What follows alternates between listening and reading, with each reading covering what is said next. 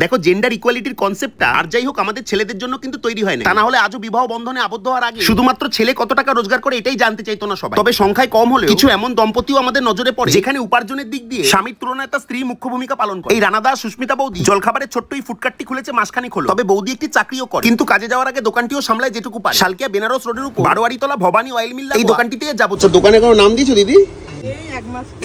এক মাস খোলা হয়েছে। সকালে কি পিঠাই পরোটা?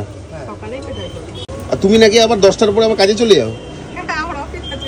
ও আচ্ছা আচ্ছা, মানে দাদা এই দিকটা দেখে আর তুমি মোটামুটি রেডি করে দিয়ে তারপর চলে যাও কাজে নাকি?